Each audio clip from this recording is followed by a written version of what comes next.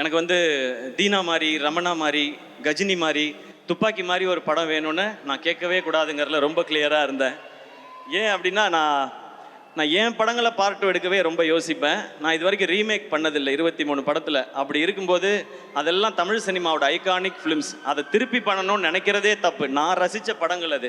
But அதில் இருக்க impact கொடுக்குற அளவுக்கு ஒரு கதை இருக்குன்றதை தான் நான் நம்பிக்கையோடு போனேன். ஸோ அந்த ஃபர்ஸ்ட் ஹாஃப் சொல்லி முடித்தோடனே இன்டர்வல் கேட்டோடனே எனக்கு பயங்கர குஷி ஆயிடுச்சு. அப்புறம் செகண்ட் ஹாஃப் வந்து உங்களுக்கு ஐடியா மட்டும் நான் இன்னொரு நாள் சொல்கிறேன்னு சொல்லி இந்த நரேஷன்லாம் ஒவ்வொரு நாளும் செம்மையாக இருந்துச்சு. அது ஷூட்டிங் ஸ்பாட் எதுவாக இருந்தாலும் சார் ஒரு அழகான ஸ்மைலோடே இருப்பாங்க. நான் ரொம்ப பெரிய டைரக்டர், நீ ஜூனியர் அப்படின்றதெல்லாம் அவங்க கொடுக்கவே இல்லை. ஒரு ஹீரோ அப்படின்னா அவங்களுக்கு என்ன ரெஸ்பெக்ட் கொடுக்கணுமோ அதை தெளிவாக கொடுத்தாங்க. அதனால தான் சார் இன்றைக்கும் ஒரு டாப் டைரக்டராக இருந்துகிட்டே இருக்காங்கன்னு நினைக்கிறேன். தேங்க்யூ ஸோ மச் சார், இந்த படத்துக்கும் இந்த ஜேர்னிக்கும் இந்த எக்ஸ்பீரியன்ஸ்க்கும். இப்போ அப்படியே நான் டீமில் ஒவ்வொருத்தருக்காக வரேன். நான் ஆரம்பிக்கிறதுக்கு முன்னாடி ப்ரொடியூசர் அவங்கள பற்றி பேசுகிறேன். திருப்பதி பிரசாத் சார். இப்போ நீங்கள் பார்த்தீங்க, அவர் வந்து வேட்டி சட்டை போட்டு ரொம்ப சிம்பிளாக சாதாரணமாக இருக்கார். அவர் அப்படி கிடையாது. திருப்பதியில் பாதி அவரோட தான்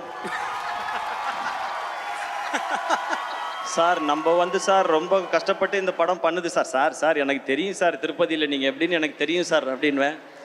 சார் வந்து திருப்பதியிலேருந்து எப்போ வந்தாலும் எனக்கு திருப்பதி கோயிலும் லட்டும் ரொம்ப ரொம்ப பிடிக்கும். எப்போ வந்தாலும் அந்த லட்டு வாங்கிட்டு வருவார். எனக்கு லட்டுன்னு ஆசையாக வாங்குறத பார்த்துட்டு எவ்ரி டைம் வரும்போது சார் லட்டு கொடுக்குதோ, துட்டு எப்போ சார் கொடுக்குதோ அப்படின்னு சொல்லி நான் கேட்பேன். ஃபர்ஸ்ட் லட்டு கொடுக்குதோ, அப்புறமா துட்டு கொடுக்குதோ அப்படின்னு சொல்லுவார் அவர். அவரோட பேசுகிறதே ரொம்ப ரொம்ப ஸ்வீட்டான ஒரு எக்ஸ்பீரியன்ஸ். அவர் ஒரு பயங்கரமான ஆள். அது உங்களுக்கு இந்த படம்லாம் பார்த்தீங்கன்னா தெரியும். இப்படி ஒரு படத்தை இப்படி எடுக்கணும்னு